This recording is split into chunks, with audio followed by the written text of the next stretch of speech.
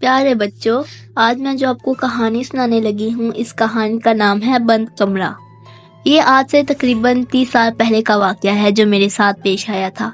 میں اپنی نوکری کے لیے سکھر آیا تھا، یہاں میرے ماموں رہتے تھے، تو کچھ دن میں ان کے گھر ٹہل گیا کہ جب تک کہیں اور میرا رہنے کا بندوبست نہیں ہو جاتا۔ ماموں جان کے گھر میں کئی سالوں کے بعد آیا تھا، بچپن میں کبھی اماں جان کے ساتھ آیا کرتا تھا۔ ابھی کچھ دن ہی گزرے تھے، نئی نوکری تھی، میں اس میں الجھا ہوا تھا۔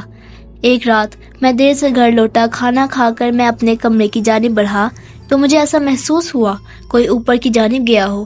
میرا کمرہ زینے کے سامنے تھا اور اوپر ایک کمرہ تھا جو بند پڑا تھا۔ ماموں نے مجھے پہلے دن ہی وہاں جانے سے منع کیا تھا، کیوں یہ نہیں بتایا تھا؟ میں نے بھی زیادہ نہ پوچھا، مگر اس وقت کون گیا ہوگا وہاں، یہ سوچ کر میں اوپر چلا گیا۔ کمرے کے باہر پہنچا تھا کہ اندر سے مجھے کسی کے ہنسنے کی آواز آئی۔ دل بری طرح دھڑکا۔ فطری تجسس کے باعث میں نے دروازہ کھولا، اندر کوئی بھی نہیں تھا۔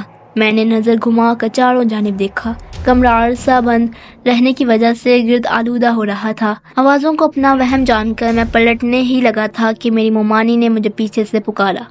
میں نے چونک کر دیکھا، مجھے حیرت بھی ہوئی کہ وہ کبھی سیڑھیاں نہیں چڑھتی تھی، پھر اوپر، مگر انہوں نے کہا کہ مجھے اوپر آتے دیکھا تو میرے پیچھے چلی آئیں۔ مجھ سے پوچھا تو میں نے بتایا کہ مجھے لگا کوئی یہاں آیا ہے، دیکھنے چلا آیا۔ خیر، میں ان کے ساتھ نیچے آنے لگا۔ ابھی 2-3 سیڑھیاں ہی اترے ہوں گے کہ مجھے محسوس ہوا کہ کوئی میرے پیچھے پھر ہنسا ہو، مگر وہاں تو ممانی تھی۔ میں نے ڈرتے ڈرتے اپنی گردن گھمائی اور میرے ہوش اڑ گئے۔ میرے پیچھے ممانی کے بجائے ایک جھلسے ہوئے چہرے والی لڑکی کھڑی تھی جس کی آنکھیں سرخ تھی۔ خوف سے میں سیڑھیوں سے نیچے گر پڑا۔ وہ آہستہ آہستہ میرے پاس آ رہی تھی، میری آواز حلق میں ہی رہ گئی تھی۔ بامشکل میں چیخا تو میری آواز پر ممانی اور ماموں اپنے کمرے سے بھاگے آئے۔ میری حالت بہت گیر ہو چکی تھی، میں نیم بے ہوشی میں تھا، مگر مجھے وہ لڑکی اپنے سامنے محسوس ہو رہی تھی۔ ماموں شاید سمجھ چکے تھے مجھے کیا ہوا ہے، انہوں نے مجھ پر دم کیا اور اپنے کمرے میں لے گئے۔